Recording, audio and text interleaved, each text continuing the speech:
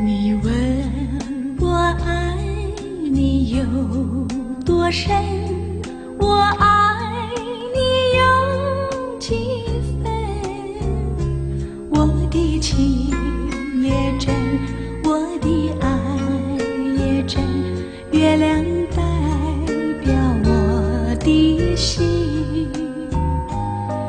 你问我爱你有多深，我爱你有几分？我的情不移，我的爱不变，月亮代表我的心。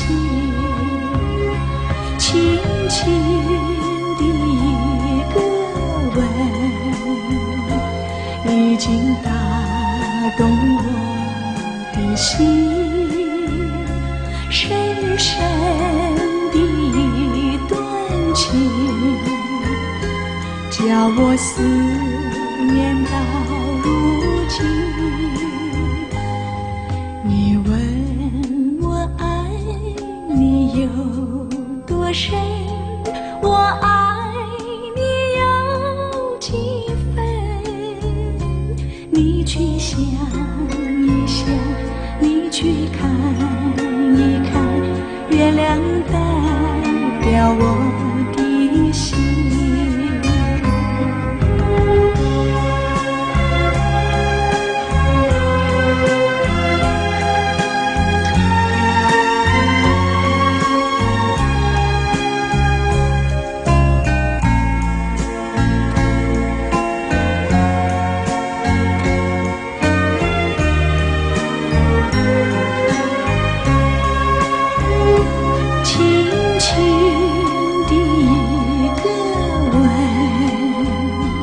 已经打动我的心，深深的一段情，叫我思念到如今。你问我爱你有多深，我爱你。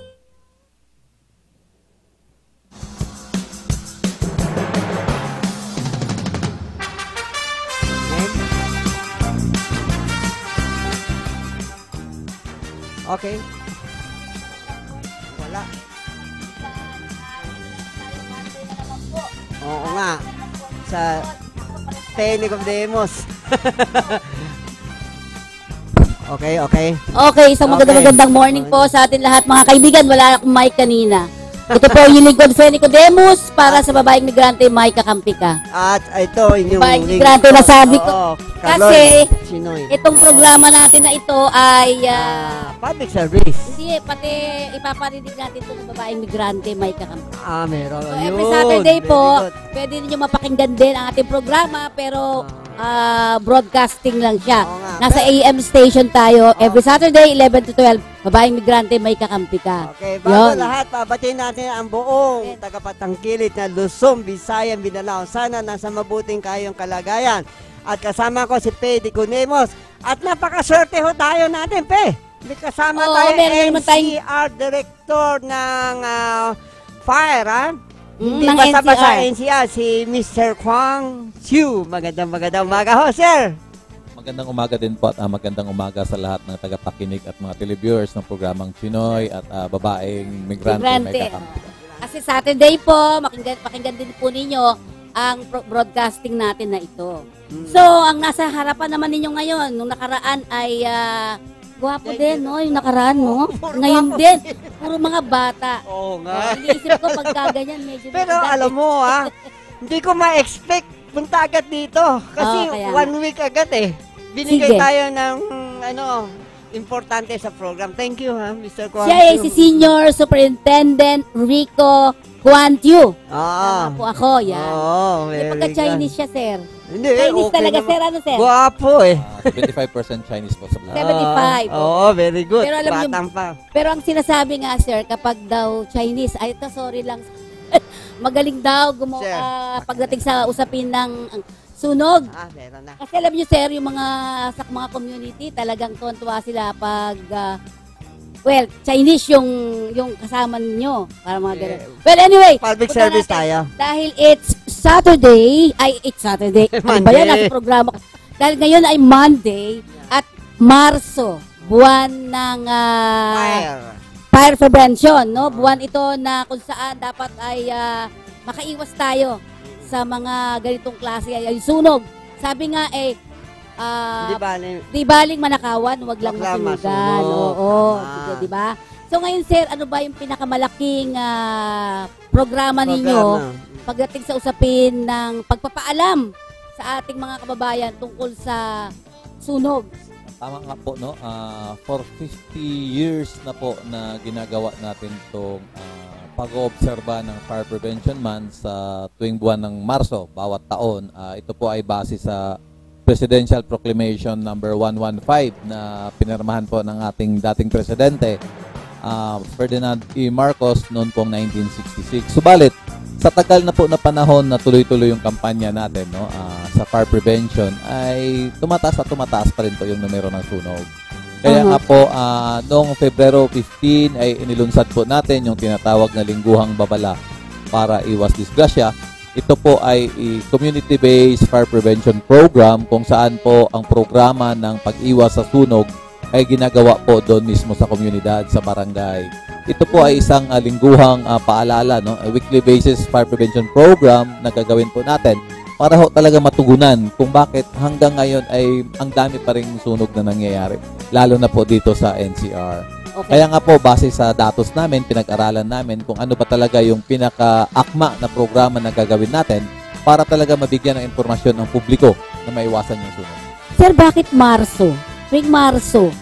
Noong unang panahon po kasi, sa buwan po ng Marso ay talagang mainit. Kaya nga po, ang daming sunog na nangyayari. Kaya yung ating presidente po, nung panahon na yon ay idineklara yung Marso na Fire Prevention Month. Subalit, hindi na ho sa buwan ng Marso. Base po sa datos natin, mataas po yung sunog na nangyayari sa buwan ng Abril. Abril. Kasi nga po, medyo nagkaroon nga ng tinatawag nating climate change, pagbabago ng panahon, kaya nga po medyo mainit sa buwan ng Abril. At nung panahon po na kasagsagan ng mga paputok, nung buwan po ng Disyembre, nung mga nagdaan pang mga taon, ay mataas din po yung sunog, no, sa buwan ng Disyembre. Subalit, nung December 2016 po ay mababa po tayo dahil nga po sa maagang inilunsad yung uplan paalala natin sa buwan ng Disyembre na naging basihan kung bakit bumaba yung numero ng sunog. So ngayon sir, ang sinasabi nyo ba bumaba talaga yung numero ng mga sa sunog?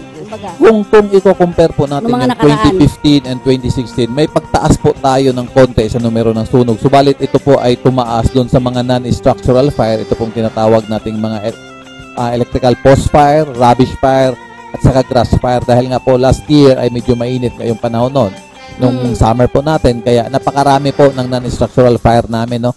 Umabot po ng mahigit 3,000 ang nirespondihan ng bumbero sa mga non-structural fire. Kaya nga po, itong ating kampanya ay paigtingin talaga natin at ilapit para maibaba natin yung mga structural fire. Sa buwan po ng 2015, meron tayong more or less 1,917. Subalit may pag-angat kunti nung buwan ng sa taon ng 2016 dahil ito ay umabot sa 1,943. So napakaliit lang po, mahigit 20 lang po yung inangat natin sa mga structural fire. Subalit hindi ho tayo dapat maging kalmante, no?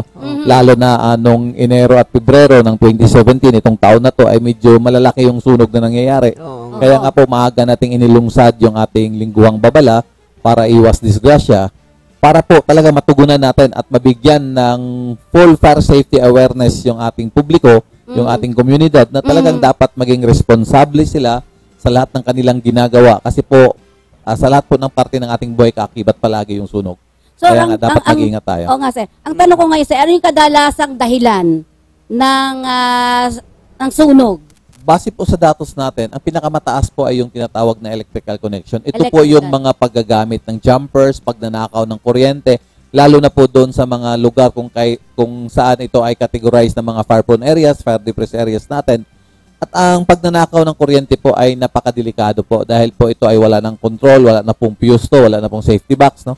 Na tinatawag. Kaya nga po pag nagkaroon po ng short circuit, talaga pong tuloy-tuloy na mangyayari yung sunog. Ito naman pong paggamit ng jumper ay napakadelikado din po. Kaya nga, base sa datos natin, itong electrical connections, mga pagtatap ng wires natin, paggagamit ng kawad ng telepono na ginamit ng kawad ng kuryente, ay napakataas po at sinundan po to ng mga fire caused by electrical appliances, no? Oo. Ito ito po yung naiiwanang mga niluluto na gumamit ng mga electrical stove, naiiwanang mga electric fan, naiiwanang mga charger na nakasaksak. Ito po ay mataas din, pangalawa po to siya. At ang pangatlo po ay yung mga candles at gasera po, yung open flames na tinatawag. Na kung minsan po sa panahon ng tagtulog, ito ay naiiwanang nakasindi, tapos natumba, natumbang kandila, natutumbang gasira, mataas din po. Pangatlo po yan sa datos natin sa sanhi po ng sunog na nangyayari dito po sa NCR. So, bago natin na dire-diretsuhin, ipasok muna natin yung isa nating kababayan. Sino siya? Deng? Sir, magandang morning. Good morning, ma'am. Sir, may tatanong ka. Nandito po si Senior Superintendent Rico Quanchu. Sir, go ahead. Magtatanong lang po. Sige, sir. Hello. Hello, sir. Yes, pasok. Pasok na po, sir. Magtatanong lang ho tungkol sa sunog, kung ano ba ang dapat gawin? Halimbawa, pag may sunog, ano ba ang dapat na gagawin paghahanda para makaiwas sunog? So, ano mga paghahanda? Taga saan ka ba, sir? Dito po sa Paco. Paco. Oo. Bakit, Sige, sir.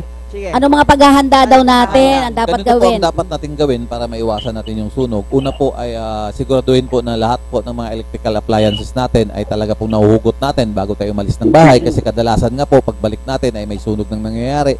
Pag tayo po ay gumamit ng mga sulo at gasira, dapat ay ilagay ito or ng mga kandila, dapat ay ilagay ito sa isang lugar na talagang hindi kaagad matabig, hindi kaagad matumba at hindi madaanan ng pusa at ipatong to sa napaka-stable po na lagayan na talagang walang tsansang ito ay matumba. At ito naman pong mga electrical appliances natin, siguraduhin po natin na ito ay nakahugot. Pag tayo po ay nagluluto, wag po nating iwanan, lalo na po yung ating mga LPG ay araw-arawin po natin na tingnan at tingnan yung mga leakages na meron sa ating mga LPG hoses. Talaga pong dapat mag-ingat talaga tayo at maging mapagmatsyag at maging responsable po sa lahat ng ating ginagawa. Kasi nga po, base sa datos natin, ang pinakamataas po ay yung accidental po caused by human negligence. Ito po yung naging kapabayaan ng ating mga kababayan kaya po nagkaroon ng sunog. Hindi po naging responsable sa paggamit ng mga electrical appliance, hindi po naging responsable sa pagluluto ng sinaing at hindi po naging responsable sa paggamit ng mga kandila or ng mga gasira. Kaya po dapat tayo maging responsable sa araw-araw na ginagawa natin. So sir, ibig mo bang sabihin yung mga, ikaw sa tingin mo ang dapat mong gawin kung sakasakali? Sir? So okay na ba sa iyo yun? O may mga ibang tanong ka pa? Yun lang po ang gusto kong itanong kung anong dapat gawin paghahanda, kung ano ang dapat namin gawin in case na meron sunog halimbawa. Yun lang po ang gusto kong malamang napaka-importante. Gusto ko pong tugtungan yung aking sagot. Sa panahon po na magkaroon po ng sunog, pinakauna po ay dapat kagad tayong lumabas ng bahay. At kung tayo po ay nakalabas na, wag na tayong bumalik para kumuha pa po ng mga iba-ibang bagay sa loob ng bahay. Kasi po, kadalasan sa mga naging casualty sa sunog, ay pong bumabalik, hindi na nila alam kung gaano na po kalaki ang sunog na nangyayari sa loob. Kaya nga po, ang advice ko po sa lahat ng mamamayan dito sa NCR, pag nagkaroon po ng sunog, ay mabilisan po agad tayong lumabas. Kung ito pong ating nasusunog na bahay ay puno na ng usok, pwede ho tayong gumapang palabas kasi nga po yung usok ay hindi masyadong bumababa. No? Mayroon po tayong clearance na 1 foot from the ground. Nakikita po natin yung dinadaanan natin at hindi po tayo natutumba. At pinakamainam po na paghahanda, dapat po bawat pamayanan, bawat bahay po, bawat pamilyang Pilipino ay meron po talagang fire extinguisher sa loob po ng kanilang bahay para magamit po kagad panahon ng sunog. Pero yung mga Okay, thank you very much Mr. Deng ha. Thank you. Okay po, thank you. Oo. Thank you. Good morning po sa inyo dyan. Okay. So isang sinasabi nga natin from Carmen Caballero, yung information, sir, yung information dissemination nga. Kasi kahit anong pag-iingat nila, pag di naman nila alam kung ano yung gagawin, ay ano yung pwede nating, yung mga binabanggit nyo kanina. Pero sa part naman ng fire department, Ano po yung mga kampanya ninyo ngayon sa itong Marso, lalo ngayong pagpasok ng Marso? malaki mga... Gaya nga po ng nasabi ko kanina, inilunsad po natin yung lingguhang babala para iwas disgrasya. This is a weekly fire prevention campaign. Promotion of fire safety awareness. A community-based fire prevention program. Inilapit na po namin itong programa na to sa komunidad, sa barangay. Kaya nga po yung ating mga fire stations ay gagawa po ng kanilang mga house-to-house campaign, mamimigay ng mga flyers, at talagang magpaigtingin ang koordinasyon ng BFP at ng mga barangay para po talaga matugunan kung ano talaga yung pangangailangan natin para maiwasan yung sunog. Ito po mga flyers na to ay naglalaman po ng mga dapat gawin para maiwasan yung sunog. At kung sakali man pong magkaroon na ng sunog, ano din po yung mga dapat gawin para maiwasan pong matrap sa loob ng nasusunog na bahay at ano po ang dapat gawin para po tumulong sa BFP. Hinikayat ko po yung komunidad na makakatulong po kayo, hindi po para humawak ng nozzle, kundi po bigyan nyo po ng kalsada yung bawat responders galing po sa bumbero. Ma-BFP man o ma-volunteer fire brigade, bigyan nyo po ng kalsada, wag nyo pong harangan. Yung mga gamit nyo po, wag nyo pong itambak sa kalsada para po malapit natin yung ating fire truck at ma-fire out agad natin yung sunog na nangyayari sa barangay. Kasi ang nangyayari, humaharang pa itong ating mga kababayan, di ba? Di ba, sir? Harang sila, so wala na talaga madaanan yung mga kapulisan. Kapulisan. Isa po yan Itong sa mga common encounters. Opo. Isa po yan sa mga common encounters namin. Yun pong traffic management po natin. Yun. Medyo mahirap po pag panahon ng sunog. Talagang napakahirap makapasok ng bumbero. Pangalawa po, yung crowd control po natin, yung public order po. Kaya nga po, kami po ay nananawagan sa mga barangay officials kasi isa po din po to sa kanilang trabaho to maintain public order and traffic management. Pagdating po ng emergency, kung may panahon po na merong sunog, dapat po talaga ma-maintain kagad nila to para mabigyan po ng kalsada yung BFP at saka yung ating mga responders na mga kasamahan po natin sa Volunteer Fire Brigade para po magawa kagad ang kanilang trabaho. Pangalawa po, bigyan nyo ng mga access ng mga kalsada yung mga fire depressed areas po kasi nga po napakahirap po, dikit-dikit yung bahay, light materials yung mga ginagamit na construction materials, tapos ang hirap pa pong pumasok para ho tayong pumasok sa rat maze. Kaya nga po itong ating pong mga barangay officials ay talagang dapat bigyan nila ng pansin na in every fire-prone areas dapat meron talagang access road ang ating mga kababayan para po makalabas sila kung sakaling magkaroon man ng emergency at yung mga responders naman po ay makapasok para matulungan yung pong nangangailangan ng tulong.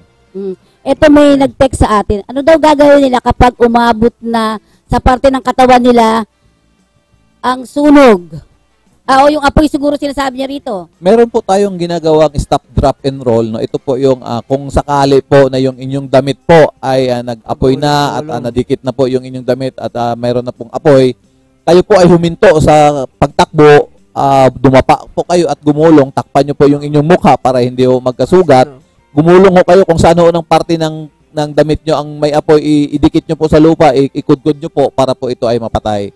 Marami pong paraan ng pagpatay ng sunog na alam ang mga bumbero na hindi alam ng ating mga kababayan. Subalit ito na po ay gawain ng bumbero. May mga extinguishment theories na to. Ang sa amin lang po ay talagang pag sakali pong nadikitan ng apoy ang inyong damit, huminto po kayo, dumapa kayo at gumulong kayo ng dumulong, ikudkod nyo po yung damit na nasusunog sa lupa o sa sahig para ito ay mapatay. At mabilisan po kagad tayo na lumabas sa nasusunog na bahay para hindi na po tayo matrap. Okay. So, yun yung isa. Pero, Pagulong-gulong. Oo, pagulong-gulong daw. Sige, yung iba pa, pwede magtanong pa po kung gusto niyo. Pero ako, yung isang tanong ko, kasi binanggit nyo kanina, sir, yung mga barangay. So, kasama yung mga barangay sa dapat nating turuan. Ano po? Yung mga barangay. Opo, ang ating pong bawat barangay, meron pong tinatawag ng Barangay Disaster Management, Risk Reduction Management Office po. Meron po silang sariling kakayahan. Kaya nga po dito po sa NCR, marami pong barangay ang merong firefighting capability, may sariling fire truck. Ang sa amin na lang po ay talagang dapat tugunan nila kung ano man yung kailangan nilang tugunan doon po sa mga tinatawag nating mga fire-prone areas na dapat po maiwasan ang pagnanakaw ng kuryente, mabigyan ng access road ang bawat area para mapasok. Hindi lang ho ng bumbero, lahat po ng government responders, lahat po ng emergency responders na tinatawag ay makapasok agad doon sa mga pamilyang nangangailangan ng tulong. At pagdating po ng sakuna o kung may sunog man pong nangyari, dapat po lahat ng barangay officials, mga barangay kagawad, mga barangay police ay tulong-tulong po. Bigyan nyo ng kalsada yung BFP para magawa po ang kanilang trabaho. Yung kaya pala pumapasok sa akin yung kapulisan kasi kasama din sila, ano sir, sa Peace. gumagampan. Opo, isa po yan sa mandato po ng PNP to maintain public order during emergency. Kaya nga po ang atin pong kapulisan ay tumutulong din sa mga kawani ng pamatay sunog ng ating mga volunteer fire brigade sa sa pag-maintain ng public order. Alam nyo po, lalo na sa mga sunog na nangyayari sa mga fire-prone areas natin, meron po nang aagaw ng hose, meron pong nananakit ng bumbero, meron pong nang babato ng fire truck. Kaya nga po, ito po ay dapat wag na nating gawin. Lahat po ng mga bumbero na tumatakbo papunta sa sunog, isa lang po ang nasa isip namin. Patayin kaagad yung apoy at matulungan kung sino man yung dapat tulungan. Kaya nga po, hayaan nyo po na gawin namin yung aming trabaho sa fire suppression namin. Ang kailangan nyo lang po ay bigyan nyo kami ng daan, bigyan nyo kami ng pagkakataon na makapagtrabaho. Huwag nyo na ho kaming guluhin dahil gustong-gusto po din namin agad na mapatay po apoy. So sir, yung namang sinasabi, kasi yung iba natataranta din, di ba? Natataranta rin sila. So, dapat din, bukod sa mga barangay officials natin, dapat yung mga community mismo, turuan din natin, no sir? Turuan din natin kung paano gagawin. Kasi, alam mo kami, nasunugan kami. Pero medyo matagal na yun. Talagang yung mga tao talaga hinaharang talaga nila, gusto din nila makadaan at hinihila yung hose para doon sa mga nilang gagawa. Opo. So ang hirap-hirap talaga ninyo, alam ko sa parte ninyo mahirap din yun. Kaya hindi mo masisi. Oo, sa bagay. May mga Community. may mga best practices po ang mga local government units na ginagawa. Una po, may isa pong city government dito sa NCR na nag-organisa po siya ng tinatawag na Bantay Sunog. Ito po ay community-based, no? Na mga responders natin sa bawat 10 pamilya, merong isang pamilya dyan na meron siyang fire extinguisher sa bahay na kung sakaling magkaroon ng sunog doon sa area niya ay magagamit kaagad, no? So ito kasing aspeto ng sunog ay ato po ay may community involvement. Kasi po lahat po ng sunog na nangyayari ay nandyan po sa komunidad nag-uumpisa. Hindi naman po nag-uumpisa sa fire station, hindi naman po nag-uumpisa sa kung saan man, kundi sa komunidad po. Kaya nga po, pinaka-angkop, no? Importante yung talaga. Community involvement para tulungan na maiwasan kung sakali mang magkaroon ay mapuksa agad. Kaya dapat may kaalaman, may kaukulang paghahasa ang lahat ng community, no? Dito sa NCR.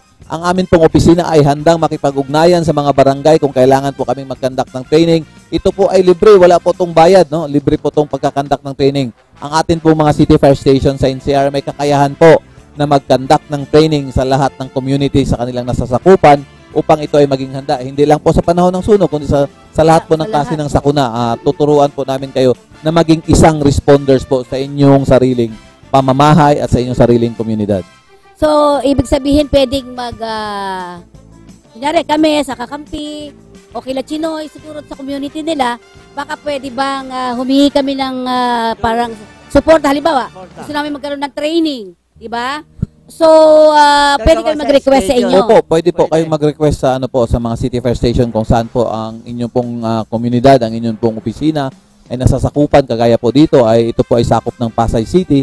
Pwede po tayong mag-request sa Pasay City Fire Station, mag-conduct po ng training para magkaroon po kayo ng kaalaman at magkaroon po kayo ng tamang pananaw kung gaano po kadelikado ang sunog at kung ano po din po ang dapat gawin sa panahon na magkaroon na po tayo ng sunog.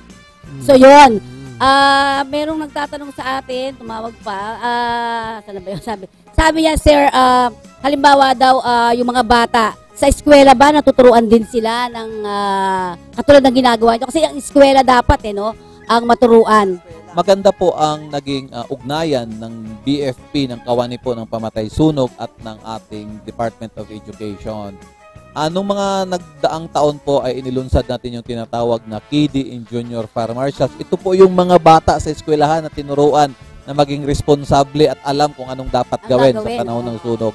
Ang DepEd din po ay tuloy-tuloy yung kanilang kampanya sa pagtuturo na maging handa ang lahat ng kabataan na nag-aaral sa panahon ng sakuna, hindi lang po sa sunog. Kaya po ang ugnayan ng BFP at ng DepEd ay patuloy po na pinapaigting namin para po talaga maturuan yung mga kabataan. Lalo na po yung mga kabataan na sila yung naging sanhi na nagkaroon ng sunog nung naglalaro ng pusporo, nagluto-lutuan sa bahay, gumagamit ng kandila. Kaya nga po, pag sila po ay naturuan at na-educate natin kung gaano kadelikado itong ginagawa nilang paglalaro, ay pagkakaroon po sila ng idea at informasyon na dapat palang hindi ito gawin at kung sakaling magsunog, dapat palang lumabas kaagad sila sa bahay para sila naman ay hindi matrap. So itong mga training, itong mga information education campaign na ginagawa ng Kawane, ng Pamatay Sunog at ng DepEd ay tuloy-tuloy naman po. Yan. Ayun. So, meron din pala, Elena, meron din pala sila sa mga schools at DepEd, no?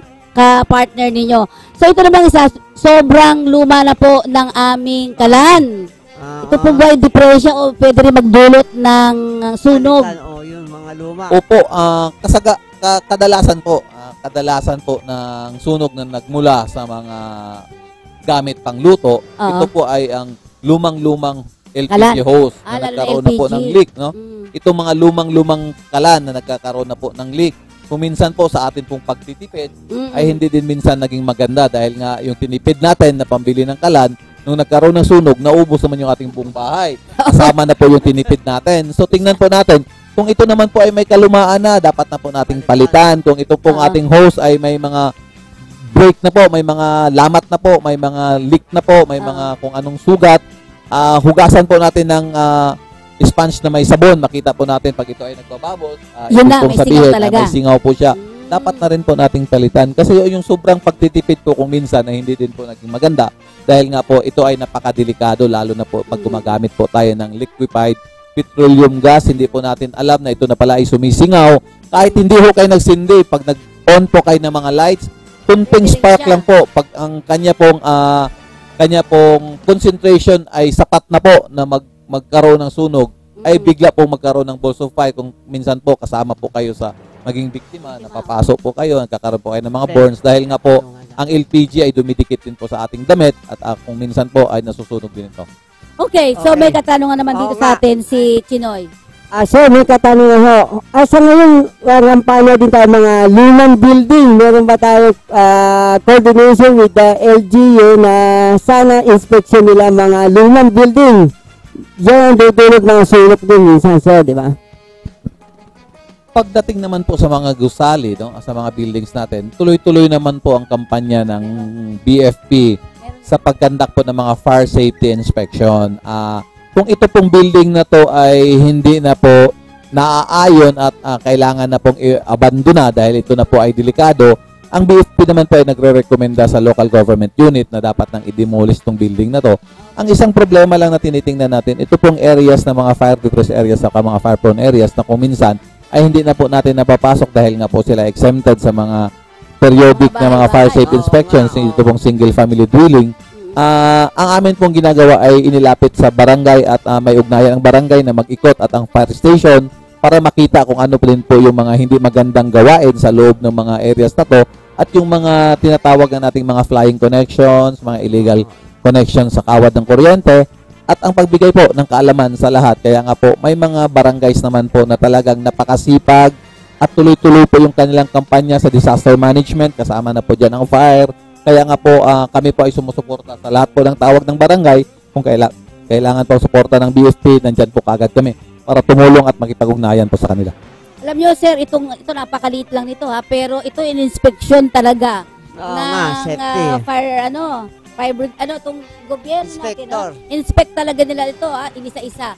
Yung mga fire extinguisher, sir, napaka-importante pala niyan sa atin. So, yung mga bahay, nire-required ba na magkaroon din ng mga fire extinguisher? Actually po, nire-required naman po namin. Hinihikayat po natin ang lahat ng pamilya po na sa bawat bahay po ay magkaroon talaga tayo ng fire extinguisher. Ito pong portable fire appliance na ito, itong tinatawag na fire extinguisher, ay parang fire truck na rin po to sa loob ng bahay nyo. Kasi nga po, wala namang apoy na nag-umpisa kagad sa malaki. Nag-umpisa lahat ng sunog sa maliit. So itong fire extinguisher ay sapat na po na pumuksa o pumatay ng isang sunog na nagmula pa doon sa maliit. Huwag ho nating antayin lumaki. Kaya nga po nananawagan kami sa lahat po ng pamilyang Pilipino na bumili po tayo at maglagay po tayo ng fire extinguisher sa bawat tahanan po para po may magamit kagad tayo sa panahon po ng sunog.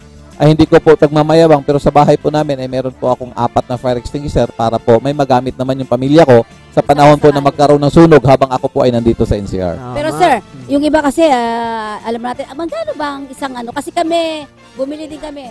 Parang magkano ba yan? Kasi hindi ko kabisado ang presyo po ng mga fire extinguisher pero marami po tayong mabibili yan sa mga I think po sa mga hardware po ng mga malls, meron po mga nagtitinda niyan. Sa mga malls, meron din pong nagtitinda. Or sa mga ano po, sa mga talaga pong gumagawa at nagtitinda po ng mga fire extinguishers, may mga listahan po ang DTI niyan kung sino-sino po yung legitimate na mga. Ang importante po ay doon po tayo bumili sa mga legitimate na mga dealers ng fire extinguisher para masiguro po natin na talaga po ito ay condition, ito ay operational at talagang magagamit natin. Ngayon po, pag tayo po ay bumili, meron po yan siyang required na maintenance. Ibig pong sabihin, every week po kailangan nyo pong galawin at yugyugin, no? I-shake, i-shake po natin kasi po pag matagal pong naka-stack yung ating chemical powder sa loob, ito po ay tumitigas, nagki-cake po yung tinatawag namin. Kaya kailangan pong i-shake natin, no? Itumba, iganon po natin para po gumalaw yung powder sa loob at hindi po tumigas para pag panahon na gagamitin natin, may ilabas po siya sa loob ng tangke. Kasi yung sa amin dito, palibasa, basta nakatayo lang siyang gano'n, kaya na ano nga ako eh. Yung pala dapat iniikot nyo po pala, o kaya parang tinitingnan. Kasi nung tinignan niya ng fire, itong mga bombero natin, inspector natin, ay antigas, wala kasiyang Every year ba yun, sir? Every year ba? Hindi po. Every week po. Every year po yung inspection natin, yung periodic fire safety inspection yung pagpalit natin. po.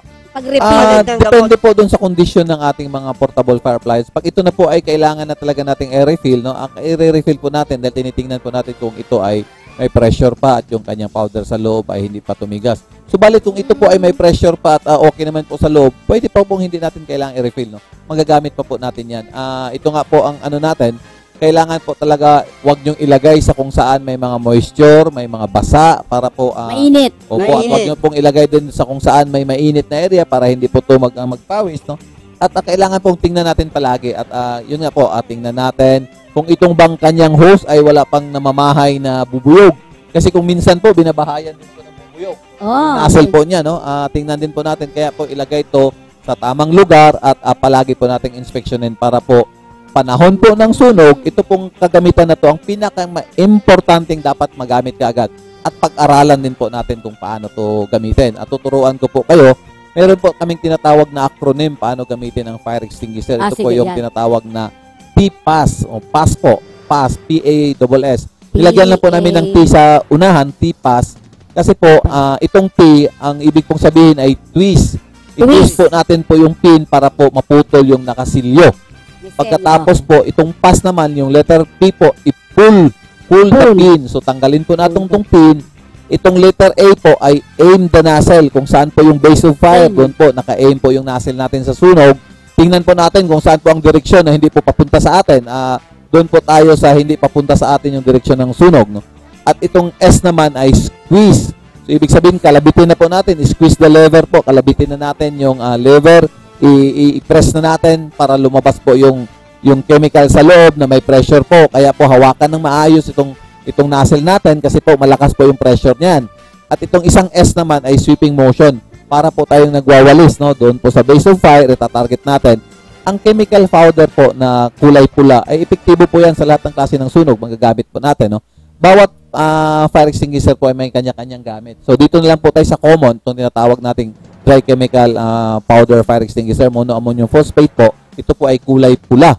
So magagamit po natin sa lahat ng sunog na nagmula sa bahay natin. Sweeping motion po, parang winawalis po natin, target the base of fire. Huwag po doon sa flame. Doon po sa base of fire kung saan po yung fuel na tinatawag, no? By sweeping motion po, yung powder po magre-react po doon at mapapatay po agad natin yung apoy. Yung fire extinguisher, tingnan natin. Yung dyan, hanap ka. So yun, twist, pull the pin, aim the nozzle, twist the nozzle, sweep the nozzle. Squeeze. Squeeze. Squeeze. Oo. Tipas ang tawag doon. So, may nag-text sa atin si Eliza Ruiz at si Juby Naldoza ng ito kasi isa sa taga Bicol, si Juby. Bicol, si Eliza yon. Ang sinasabi niya, kamusta na po ba ang budget ng ating mga kabumberuhan? Sabi nila. Okay, Juby, sandali lang. Sasagutin yan. Yeah.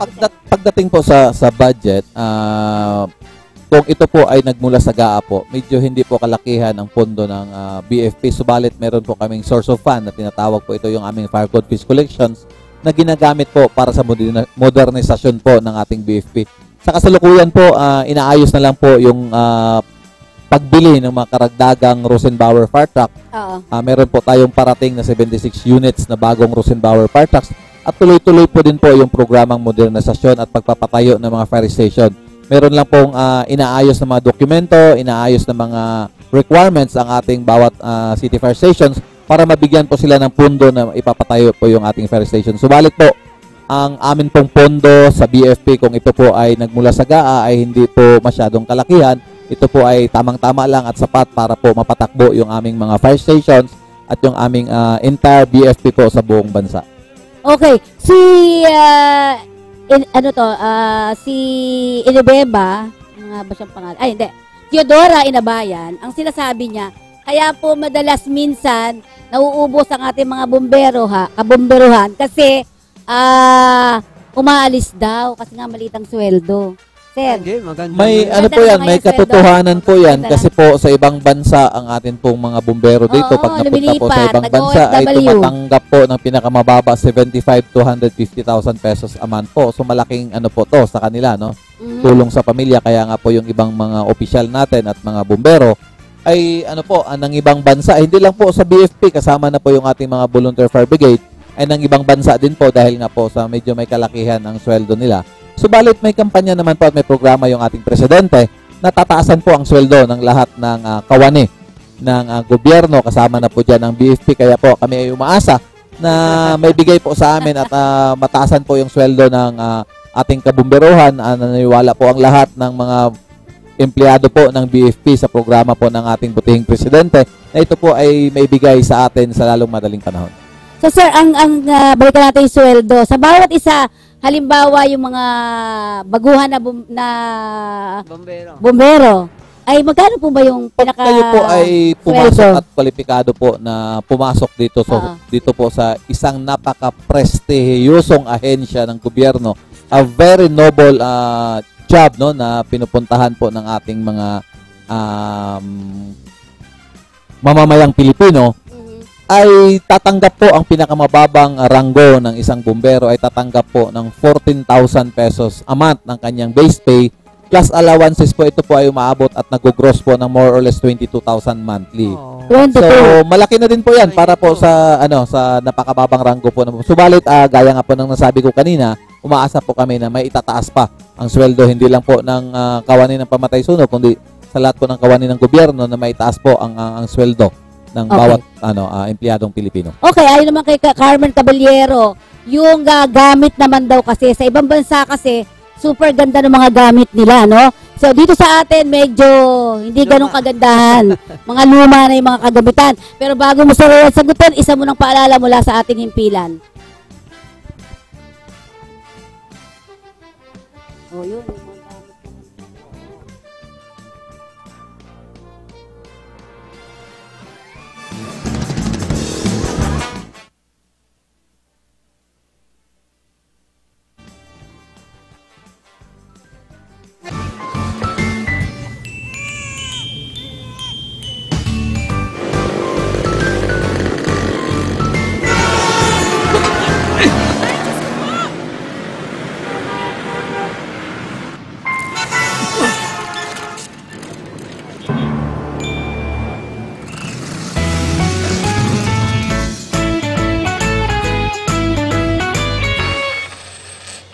Bilib kami sa'yo.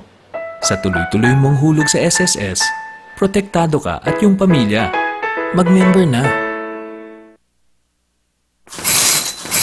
Eto na, kalusugang pangkalahatan. Binibigyang halaga nito ang pagkakaroon ng PhilHealth Card ng bawat Pilipino. Kapag may PhilHealth Card, tiyak na makakatanggap ka ng maayos na serbisyong pangkalusugan. Di na problema ang pagpapagamot sa ospital. At kahit si tatay lang ang miyembro, ang buong pamilya kasama sa benepisyo. Kaya dapat may PhilHealth Card tayong lahat. Mag-enroll na sa pinakamalapit na PhilHealth office. Pabahay ang pangunahing benepisyo ng Pag-ibig Fund. Pero marami sa atin ang may pangangailangan sa kalusugan, edukasyon at pang-araw-araw na buhay. Kaya ngayon, may Pag-ibig Loyalty Card. Sa Loyalty Card, maraming gamot, mas mura. Tuition fee, mas mababa. At LPG, bawas presyo. Simula pa lang ito ng maraming dagdag ginhawa ng Pag-ibig Loyalty Card. Patunay na naman, sa pag-ibig ang pinaghirapan may katuparan. OFW ka ba? Siguraduhing OWA member ka paglabas ng bansa. Sa OWA, mabibigyan ka ng proteksyon, pati na ang iyong pamilya at laging nakatutok sa kalagayan at kagalingan ng mga miyembrong OFW bago umalis ng bansa hanggang pagbalik. Ang OWA ay may welfare offices sa 17 rehiyon sa Pilipinas. Para sa karagdagang detalye, makipag-ugnayan lamang sa OWA 24/7 hotline sa mga numerong 551-1560, 833-6992 o kaya ay maglagon sa www.owa.gov.ph. Here's why thousands of Pinoy send money with Transfast.com. Napakataas ng exchange rate ng Transfast.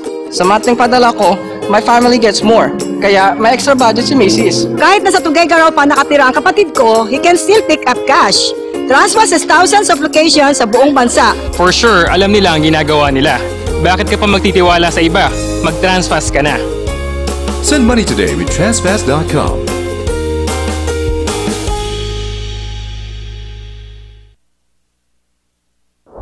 Mula sa Smart Communications Incorporated, ang #1 mobile network sa Pilipinas, comes Smart Padala. Ang pinakamalaki, pinakamura, pinakasigurado, at pinakamabilis na pera padala service. We invite you to partner with us. Magbukas ng sariling Smart Padala. Gamit ang cellphone o computer, kumita ng 20 to 50,000 pesos kada buwan. No franchise fee. Maliit na puhunan. Kami pa bahala sa pag-promote ng business mo. Sing bilis ng text ang padala ng pera. Sa pinakamababang halaga, sa kahit sinong may cellphone.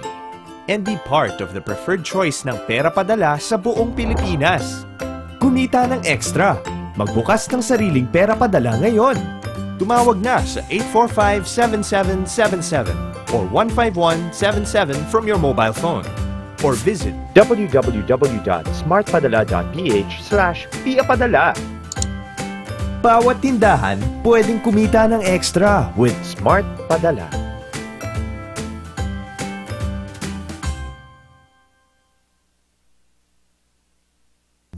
Ang ating mga dating bayani matatagpuan sa pera, sa mga libro, o kaya sa mga monumento. Pero ang mga bayani ngayon matatagpuan sa buong mundo. Mapa Hong Kong, Saudi, Europe, Amerika, Canada, at sa napakarami pang bansa. Halos lahat tayo may magulang, asawa, kapatid, kamag-anak, kaibigan, kakilala na overseas Filipino worker, in short, OFW. Sila ang mga bagong bayaning Pilipino, ang ating mga global Pinoy. At para sa kanila at sa kanilang mga pamilya, merong SM Global Pinoy Program, handog ng SM Cares ng SM Supermalls. Madali lang maging member ng SM Global Pinoy Program. Magpunta lang sa SM Global Pinoy Centers at isubmit ang mga kinakailangang requirements at membership fee. Kukuha ang SM Global Pinoy membership card almost instantly na may kasama kaagad na special gifts. At ang bawat miyembro pwedeng magkaroon ng SM Global Pinoy card na ngayon ay lalo pang pinalakas ng E+. Ngayon, ito ay reloadable, tap-to-pay, cashless payment card na magagamit sa SM Supermalls. Convenient dahil hindi na kailangang magdala ng cash para magbayad sa napakaraming establishments, kagaya ng SM Centers and Stores, food outlets at restaurants, at marami pang iba. At pwede rin itong i-reload sa SM, sa ATM, at via cellphone. Kasama pa rin syempre ang mga dati pang perks and privileges ng Global Pinoy Card, kagaya ng access sa SM Global Pinoy Centers. Pwedeng mag-remit, mag-click ng pera, makitawag, maki-internet, maki-charge ng cellphone, habang umiinom ng special drinks. Sa madaling salita, special treatment. Marami pa ring exclusive perks and privileges at access sa mas marami pang special events ng SM. Worth it maging bayani. Sulit ang lahat ng sakripisyo. Sa SM Global Pinoy, welcome ka dito!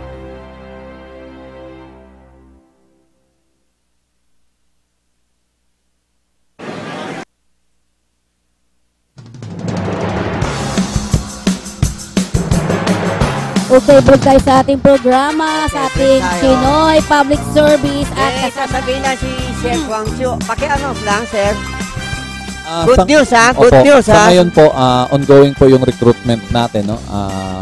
Ang buong Kawani po ay merong binigay na regular quota na umabot po sa 2,000 quotas po for recruitment this year. So, lahat po ng kwalipikadong interesadong sumali ditong pinaka-prestihusong ahensya ng gobyerno ay hinikayat po namin kayo na mag-apply. Bumisita lang po kayo sa mga fire stations na malapit po sa inyo para mabigyan po kayo ng kaalaman kung paano po kayo mag-apply sa BFP. Yan. So, pero sir, sa ngayon, kasi may mga tatawag sa atin na gaano karami ba ang kulang o kailangan ng BFP para dito? Kung pagbabasihan po natin yung tinatawag na ideal Standard money talaga, o ideal ratio ng isang bumbero sa population po natin ay humigit kumulang po na kailangan natin ng 50,000 mahigit, no? Sa kabuuan. So, sa ngayon po ay meron tayong 20,000.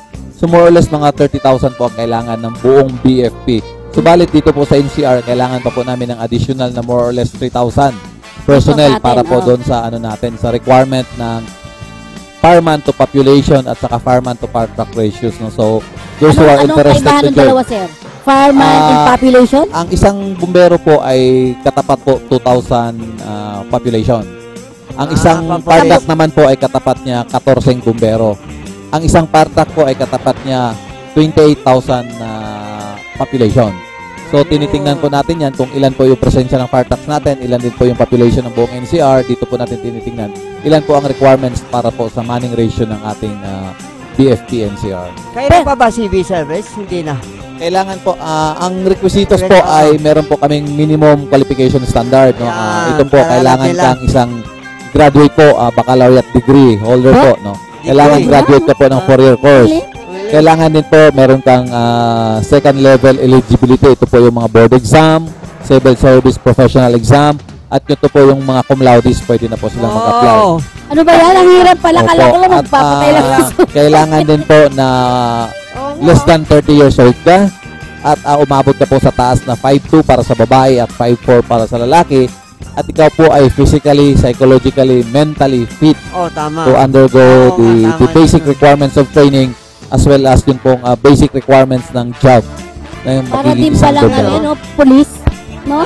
Mas mataas pa po ang requirements namin, no? Mas mataas pa po ang requirements namin kasi po 5'2" and 5'4" po kami, at kailangan din po ay hindi ka obese at kailangan ay second level eligible holder ka po. Hindi tayo pwede mag-bombero. Masyado mataas ang kwalifikasyon. So, kanina iniwan namin mga kaibigan at kakampi ko yung sinasabi natin tungkol sa budget. No? Sinasabi nga rin natin nila ay medyo sakto lang, no? Sakto lang.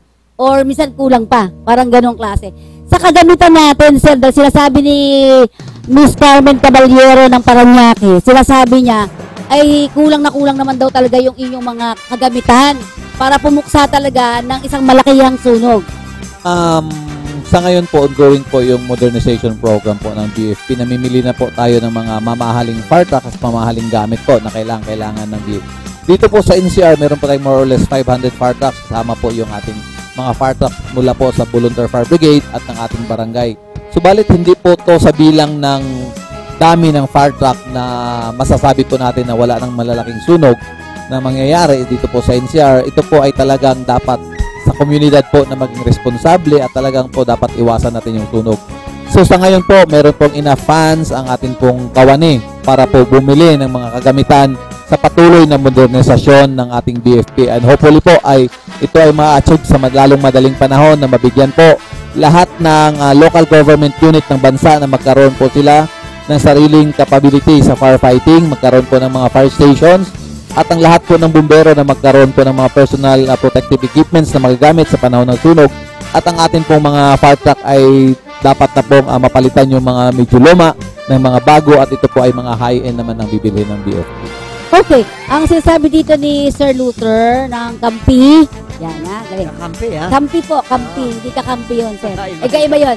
Ang sinasabi niya ay parang paano magiging partnership ng community tsaka ng mga kapulisan. Binanggit na kanina pero mukhang late siya nagbukas eh. Sir? Ito pong BFP ay palagi pong lumalapit sa komunidad po kasi nga po lahat po ng sunog ay nagmumula sa community. Kaya nga po, paigtingin natin yung kampanya. Magkaroon po ng magandang ugnayan, magkaroon po ng magandang pagkahasa at magkaroon ng magandang kahandaan, preparedness po ang bawat community para po hindi lang sa sakuna ng sunog, kundi po sa lahat ng klase ng sakuna na mangyayari sa isang lugar, sa isang parte ng barangay na lahat po ng komunidad ay may kaalaman at may kaukulang paghahanda para po matugunan kagad kung ano pong dapat gawin at para maiwasan din po ang mga sakuna ito. Okay, sige, yun po ang may tawag sa atin. Ayun, ang isa pang sinasabi nga natin, sir, yun daw mga Chinese natin na kapartner ba natin, mga Chinese volunteer din. Kasi sobrang marami rin sila. Ano yung partnership na ginagawa ninyo, sir? Sa ngayon po, napakaganda na po ng relasyon ng kawani ng pamatay sunog mula po sa BFP at sa volunteer po natin. Tuloy-tuloy po yung aming ugnayan, tuloy-tuloy po yung aming kooperasyon sa bawat activities na ginagawa. Hindi lang po ng gobyerno, pati na po ng ating mga volunteer. Kaya nga po, ako ay nagpapasalamat sa SIAM, no? Sa SIAM na grupo ng ating mga volunteer dito sa NCR. Meron po tayong SIAM na main groups ng ating volunteer sa NCR. Ang patuloy po nilang pagsuporta sa BFP, lalo na po sa panahon ng sunog, ang patuloy po na magandang relasyon at ang patuloy po na magandang koordinasyon. Gusto po naming ayusin pa at ihanda, no? Ang lahat ng dapat ihanda para po pag magkaroon ng sunog, ito po ay magkaroon ng better fire scene management. Dahan-dahan na po namin ginagawa at ina-adapt yung tinatawag nating incident command system na kung saan po lahat po ng responders ay magkaisa po ang aksyon, magkaisa po ang pananaw at magkaisa po ang estratehiya para po magapan kaagad at hindi na kumalat tong lahat ng sunog na nangyayari sa NCR. Okay, so sabi ni Mary Ann naman ng Paco, sir, ano bang mga numero ang dapat natin i-click? Napakarami po ng numero ng mga fire stations namin. Kasama po siya sa naisulat namin sa mga flyers. Hindi ko lang po tanda. Pero pwede ho agad tayong tumawag sa 911 o sa 117 para may report na agad natin lahat ng emergency na kailangan po ng tugon ng gobyerno ay pwede po natin itawag sa hotline na to. At sila na po ang tatawag sa amin kaagad at para po matakbuhan kaagad yung sunog. Subalit kabisaduhin po natin ang numero ng mga fire stations na malapit sa atin. Unfortunately po, hindi ko nabitbit yung aming flyers. Ngayon, nandun po sa likod ng flyers ang lahat ng numero ng mga central fire stations sa pitong local government unit dito po sa NCR. Siguro sa susunod hindi tayo sa kanila. 911, diretso na po yun. Wala nang problema. Oo, okay yun. 911 lang, diretso na. Pero sana gusto natin sa kanila manghingi din tayo ng kopya nung kabuuan ng mga dapat tawagan. Siguro hayaan nyo po at ay papadala po namin yung mga flyers namin dito sa inyo para po kung sakaling may manghingi man sa inyo ay mabigyan nyo rin po ng mga flyers. Hindi lang po namin na bitbit sa ngayon dahil nga po kami ay naggaling din po sa isa pang programa doon po sa Pateros, kaya nga po diretso na kami dito at hindi na ho kami nakabalik sa opisina. Hayaan nyo po sa susunod ay magpapadala po kami ng mga flyers dito sa inyo. So dun sa mga munisipyo, mga city halls, may mga ganito, no, inspection order to sir, no? Kasi meron din po kami na inspection order. Ini-inspect nila to parati-parati. So sa mga ganito dapat sir ay susunod talaga tayo. Yan po ay inspection order. Utos po yan ng ating mga city fire station na fire marshals na mag-conduct ng fire safety inspection. Subalit hindi pa po yan. Kailangan po meron tayong fire safety inspection certificate. Ito po ang nagsasabi na kayo po ay na-inspection at sumangayon po at ang mga safety regulations ng ating batas ay inyo pong sinunod. Kaya kayo po ay bibigyan ng fire safety inspection certificate. Ito po ang tinatawag na FSIC. Yun ang susunod namin kasi parang nirefill yata yung namin. Nirefill yung aming fire extinguisher. Yun. So lahat ng opisina, kahit maliit siya, nire-require ngayon na mayroong ganito dapat na fire safety. Okay. So sir, nasa inyo yung pagkakataon. Yun yung mensahe ang ating mga kababayan. At yun, kung ano may mga nais kayong isabihin, pwede po. Ngayong buwan ng Marso po, inilunsad po natin yung Fire Prevention Month sa buong bansa po ng Pilipinas. Subalit, dapat po hindi lang sa buwan ng Marso ang fire prevention. Gawin po natin to sa pang-araw-araw. Make every day a fire prevention day. Kaya nga kami po sa kawani ng pamatay sunog ay nananawagan sa ating mga kababayan, lalo na po dito sa National Capital Region sa Metro Manila po, na maging responsable po tayo sa lahat ng ating ginagawa at maging mapag-ingat po tayo para maiwasan po natin yung sunog na mangyayari po sa ating sariling pamamahay. Napakaganda po ng tema ngayon sa ating Fire Prevention Month. Ito po ay nakabase po sa community involvement po na sinasabi na buhay at ari-arian ay pangahalagahan. Iba yung pag-iingat sa sariling pamamahay simulan. Kaya nga po, pag simulan natin yung pag-iingat sa sarili nating pamamahay, bigyan po natin ng kapasidad yung ating mga anak na matuto, bigyan po natin ng kaukulang kaalaman yung ating mga anak at maging responsable din po sila. Huwag po tayo maging pabaya, lalo na po sa ating mga maliliit na anak, no, mga bata natin sa loob ng pamamahay. Huwag po natin silang hayaang maglaro ng mga nakakasunog na mga bagay. At kami po ay tuloy-tuloy ang aming kampanya, hindi lang po ito sa buwan ng Marso, kundi ito po ay sa buong taon ng 2017. Kami po ay lalamit sa inyo, maggagawa po kami ng mga house-to-house campaign, mamimigay po kami ng mga fire safety flyers at tuloy-tuloy po ang ugnayan sa atin po mga barangay officials, mga barangay captains po namin at ang atin po mga fire station sa 17 local government unit ng Metro Manila po, at para po ito ay mabigyang kahalaga, kailangan din po ang partisipasyon at kooperasyon ng bawat mamamayang Pilipino na nandito po, bawat pamilyang Pilipino na nandito po sa National Capital Region, na maging responsable po tayo at mapag-ingat po sa sunog. Yun. So, napakarami na natin na natutunan. At sana po doon sa iba, patuloy pa rin kayong mag-text sa amin at sigurado namang magtatanong tayo sa kanila, di ba? May pasalamat natin yung sekretary nagbigay schedule. Oo nga. Kaya thank you very much, Madel. Si Madel. Si Madel ay tawag na tawag. Thank you very much, Madel. Pwede bang i-focus sa kanila? Ito siya mga officialis din ninyo. Office staff. So, sila din ay nagtumutulong sa paggawa. Sige, tingnan natin.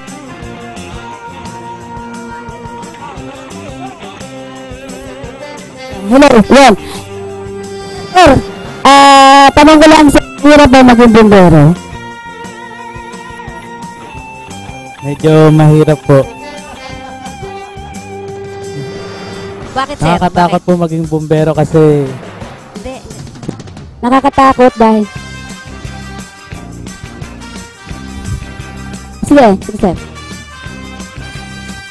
Hindi masyado mong ma-aga. Lakasan mo, sir. Parang tubig ba malakas? O sige, sir. Ano, sir? Nakakatakot po maging bombero, ma'am. Kasi yung buhay po namin nakasalalay din po para iligtas po yung buhay po ng ibang tao. Okay. Sa oras po ng emergency, mga sunog po. Ayan. So, ang sinasabi natin, yung sweldo maliit, di ba? Maliit, sweldo. Hindi okay lang yun? Okay lang naman po kasi public service naman po yung ano namin po. Kasi may advocacy tayo, yes, no? Oo. So, saan ka nag-aral, sir? Saan? From Bicol po ako, ma'am, okay. sa AMEC BCCM po. Yan, from Bicol. Pero dito ka nag-apply? Yes, oo. Kasi si Juby, taga Bicol, yung nagtanong kanina eh. Opo, ma'am. Kaya baka nakita ka, ayan o, taga Bicol yan, Juby, tingnan mo mabuti. Hello, bati mo. Hello po, binabati ko yung mga taga Bicol po. Binabati daw yung mga taga Bicol. Ngayon, tanong ko, kasi kanina sinabi ni sir, 4 na taon. Tapos ang daming mga requirements. Yes, ang tingin mo dun? Sa tingin ko okay lang naman yun, ma'am, kasi yun nga, public service po. Gusto namin tumulong po sa mga kababayan namin. Paano pag kunyari, walang sunog? Natutuwa ba kayo? Hindi, kasi walang trabaho pag walang sunog. Hindi naman po totally, ma'am, na pag walang sunog, wala po kaming trabaho. Anong ginagawa niyo pag gano'n? Practice? Yes, ma'am. Ano po kami, yung physical po namin, nag-exercise po kami, tapos naglilinis ng fire truck, nag-conduct po ng inspection, yung barangay ugnayan po, nagpa-fire drill po, yun po. So si sir malaki katawan dito eh, oh. Diba? Pero walang tummy, tingnan nyo naman. Pakita mo, Allen. Diba? Yung ganito, kasi sabi ni sir, kailangan maliit ang tiyan. Tama ba, sir? Maliit ang tiyan, yan. Mahigpit ba? Parang police din, ganyan, mahigpit? Mahigpit po, ma'am, mahigpit. Mahigpit? Sobra? Sobra talaga? Opo. So ano yung mga nakikita yung mga disiplina na talagang kailangan sundin sa inyo? Sa attitude po, ma'am, kailangan po disiplinado po sa pagsunod po sa mga utos po. Si sir, mahigpit. Si sir po. Oo naman dapat, di ba? Oo. Yan, tama. Sa mukha ni sir, bata pa yan, ha? Tingnan yung mabuti. So, sir, kayong dalawa, ikaw sa ka-graduate? Arellano po. Dito lang. Sa atin?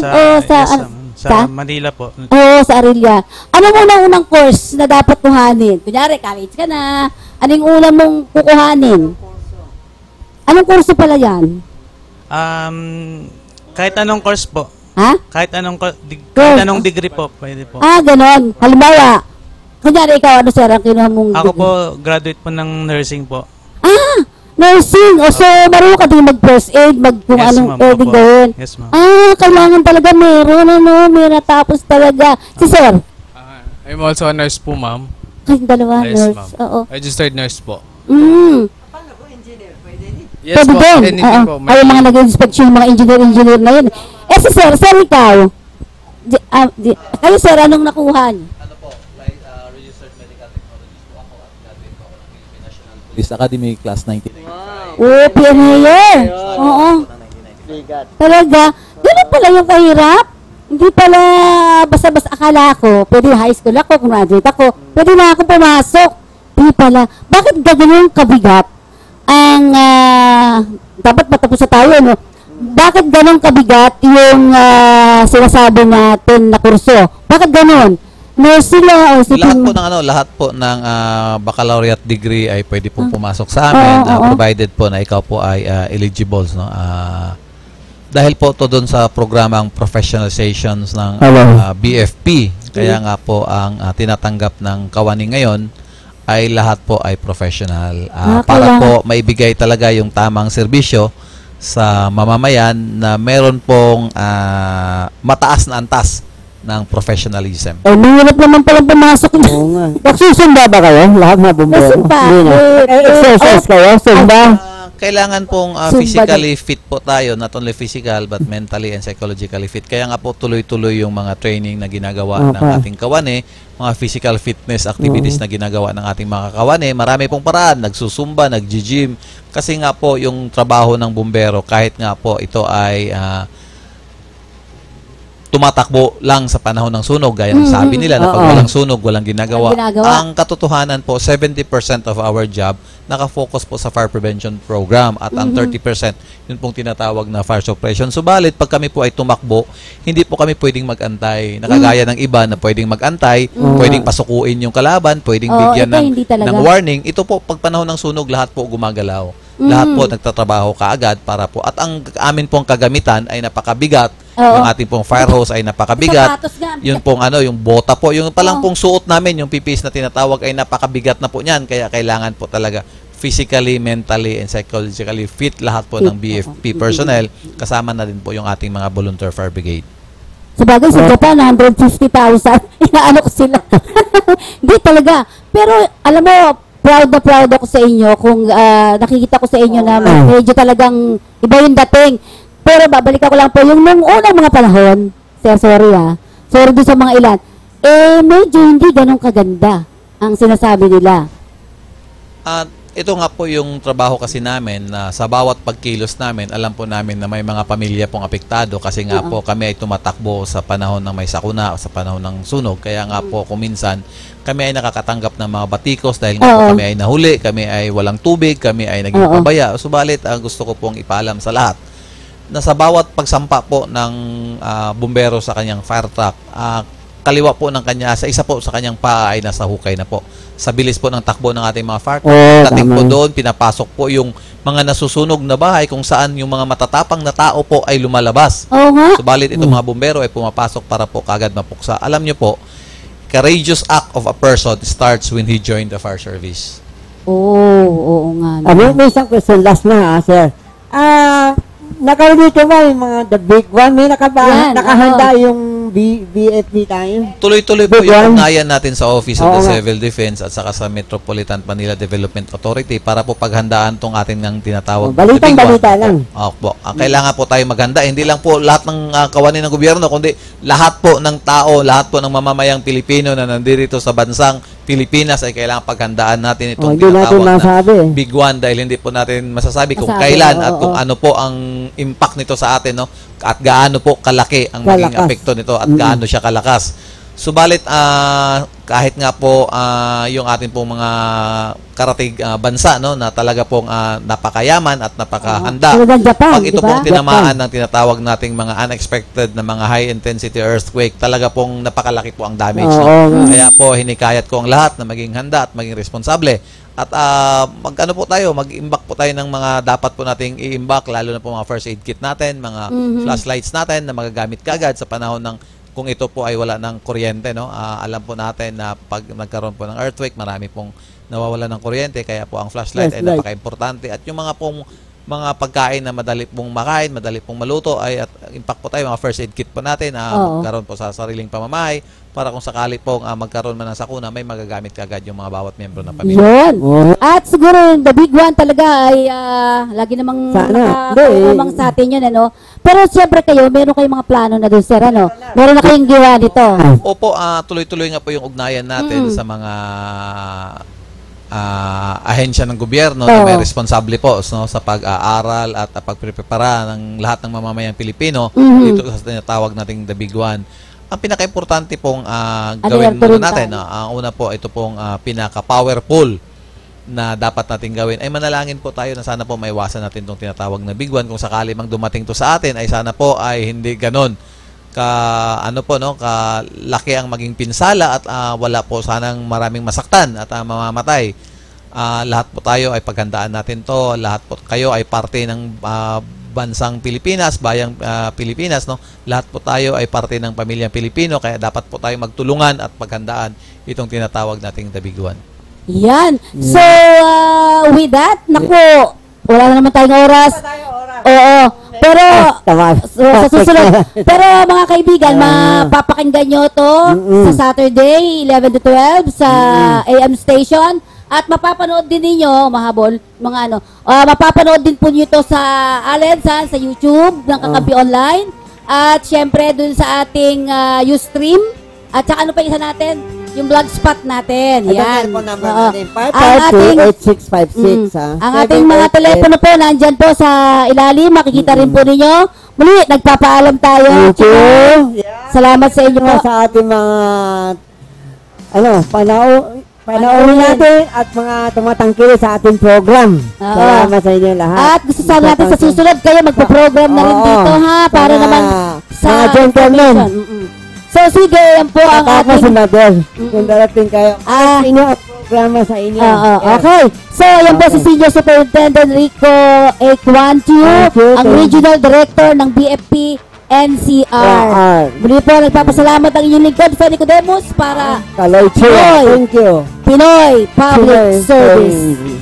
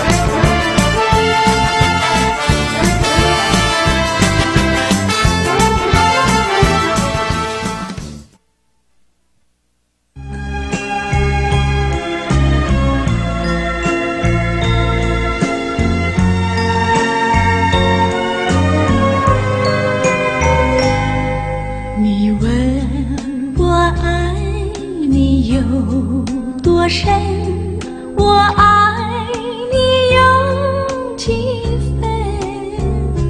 我的情也真，我的爱也真，月亮代表我的心。你问我爱你有多深，我爱你有几分。我的情不移，我的爱不变，月亮代表我的心。轻轻的一个吻，已经打动我的心。深深的一段情，叫我思念到如今。你问我爱你有多深，我爱你有几分。你去想一想，你去看